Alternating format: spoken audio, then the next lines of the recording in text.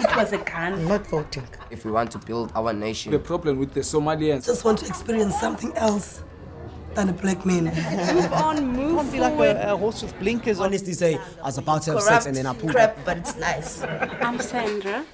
I'm a facilitator at Police Abafazi, working day to day with kids. And we try and develop kids and trying to let them understand what life is all about. I'm Elsie Engelbrecht. I'm staying in Seawings and I present our seniors from Police Abafazi. I'm Lucinda and I'm the director of Police Abafazi Pt.2. Our project works in the arena of gender-based violence, domestic violence, sexual violence, and we work with women, children and older persons. I'm Clive Jacobs, community, gay activist and human rights facilitator. I'm Aisha. I belong to the organization Chairperson of Women of Food and Nation. We're on the side of St. Montague Village, which also falls under Lavender Hill, and we deal with the crime, the school dropouts, and especially the informal settlement. People are saying, you know, Lavender Hill has got this notorious history of violence, violence. I am yet to see that there are investments in this community from businesses, even from government, in terms of supporting NGOs that's working on the ground, that is doing the frontline work. We do not have programs for boys in this community, youth boys, whether it's junior youth, whether it's senior youth. When the Department of Safety and Security come, they choose a core group of people. They haven't consulted any of us in terms of who the core group is. And so we find that the core group of youth being selected are children that have already had all of it. For the past 2 weeks, we've been interviewing people, and along the way we met youth. And one of my questions was, why are you at home?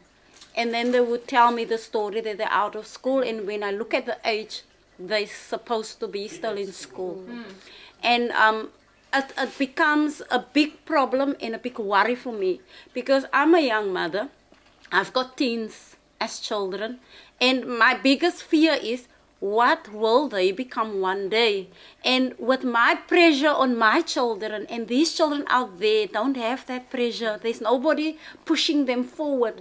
And I'm worrying because they are the children that's going to fall in the wrong hands. There's a big need for a youth center, multifocal center, where youth can get counseling, can get hard skills, soft skills, get mentorship. That is what I need the government to invest in. Don't come with saying, oh, we have a beautiful program and it's got sports and it's got this and it's got that. Give us something where when a youth that's in trouble can go to a center, there's a counselor, there's a social worker, there's a place to sleep. There is a whole multifocal youth center.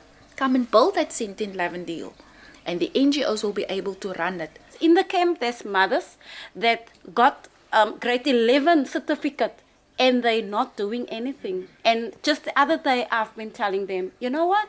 You can still go study. You know what? One child is not the end of it. There is still life after one child. And do you want your child to end up with a mother that haven't got a job and depend on a husband? No. The youth out there should stand firm on their feet. And if we speak about the issues around youth and nothing available for youth, there are so many elderly people. Elderly people is being abused. It is rife in this community. Very little activism is being done around older person abuse. The same with domestic violence. Next to me is a senior. The husband is in bed, and she's also a senior. One day she go to, but she wasn't think she was take long.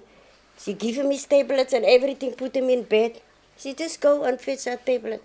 When she come back, someone broke in at the back door. Sure. And she said, thank God he didn't wake up. That I hear somebody, because he can't walk, nothing. So, and they stole it. Now, we are like now, I say to her, she must never do that again. If she goes out, she will bring her keys to me. If she had to go out. for tablets for husband, buy something. Then maybe a half an hour or quarter an hour. Then I go around to see if he's still, yeah. But if you look at that situation, where's the Department of Health that is training community home-based carers, where if she needed to get her tablets, that she could go to the local clinic and ask for a volunteer home-based carer to take care of the elder person. With the government and all the departments that it got, for me, it means nothing. Because if you look at the community out there, there's a bigger need. But who is looking at that need? Because everybody comes, DSD got programs, then they come and select few youth out of the community. They will call an organization and say they need like 7 youth for a Saturday, and that's it. You will never hear about them ever again. There's no follow-up on how the youth is progressing, and that is a big problem. We've placed the article in the Constantia Bulletin that the Victoria Hospital Forensic Unit only has male doctors that has to examine rape survivors. Now, if I've been raped by a male, I do not want another male to look in my vagina. I do not. I already have to speak to a male police officer to tell my story. Now, I do not have a choice at Victoria Hospital. If I can ask for a female to look in my vagina, now I have to be happy for a male. And when we question this, it's funny that the communications spokesperson for the Department of Health asked me on radio, do I think female doctors are better than male doctors? And the point of the matter is, what about the psychological impact? What about the secondary abuse? So we are in a community with so much chaos, and the very departments or people or government official that has to give us some leadership will ask a question. Don't think about the psychological impact of a rape survivor per se. Do I think a female doctor is better than a male doctor? Whatever they do implement in the community, they must have the public to say they say, and what they're not satisfied with this policy or that policy, but the public or the community can't even be part of that, because the community must just abide by what the policy tells them. And I can tell you, to say straight talking, it's a bullshit policy. We're not even fighting systems, but we're actually fighting personalities as well. There we go. When you hear Pelisa Abafazi from Lavender Hill, the nails are out, the claws are out. And that, for many organizations, it puts them off. The backlash is worse than what the gangsters are giving. So when we want to ask for service, which is our constitutional right, the right to life, the right to be protected, the right for our youth to be able to attend school, our rights is being violated over and over, because it is not systems that we fight, but personalities within the system.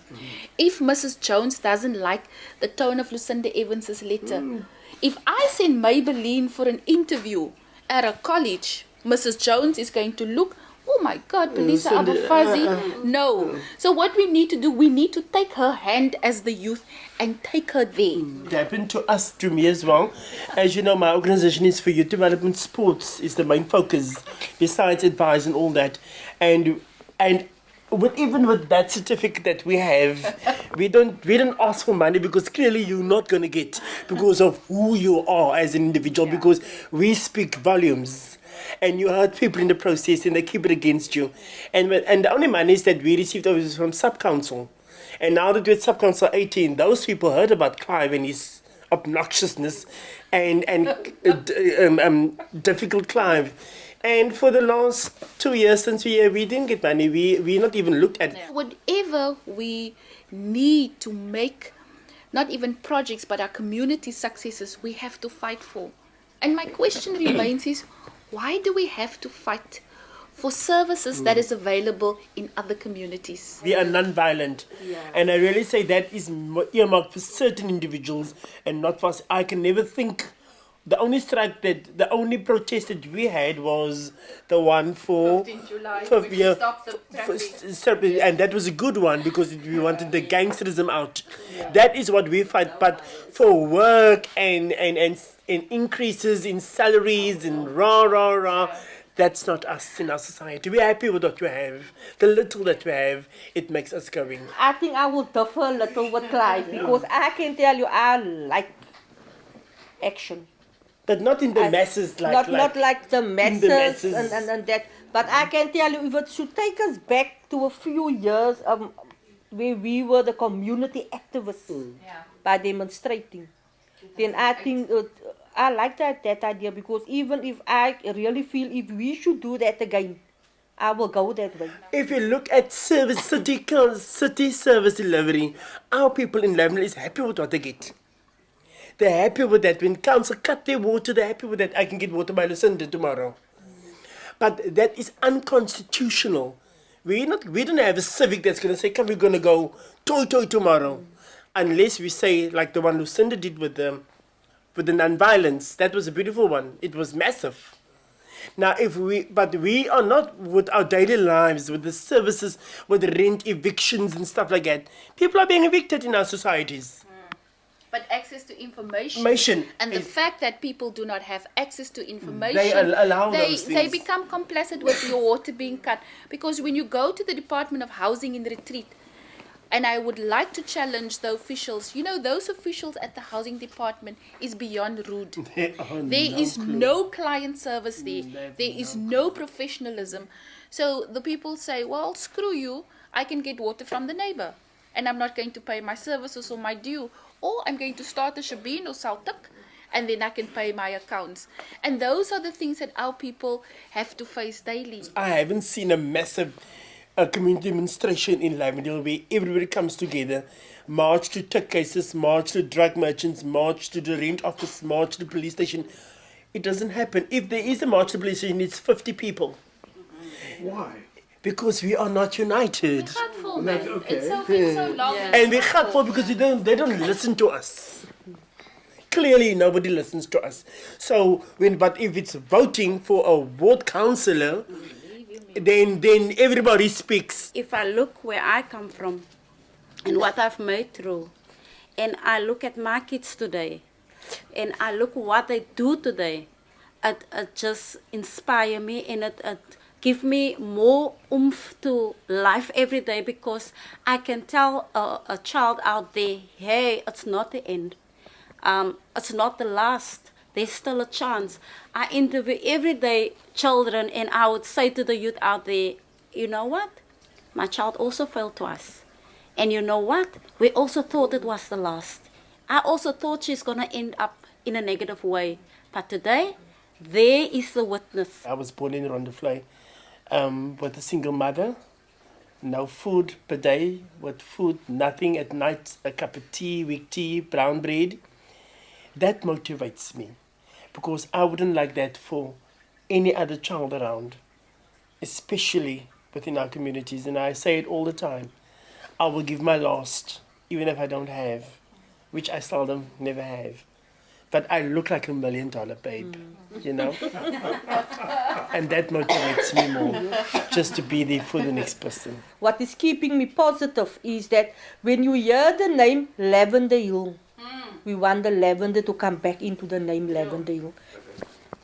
My dream is to change all negative minds of youth into positive. What I dream for is calmness throughout the years that was given to us. If we could achieve 5 out of these hundreds of youth to become a role model in the community, or become a minister, or know what they want to achieve, I think I would have reached my dream. To have a very big youth center where youth can go when they are in trouble to seek help, but also a family center for men and women where they are able to get the necessary services that is needed. You should ever sit and talk with people, or else take a walk and create a straight talk.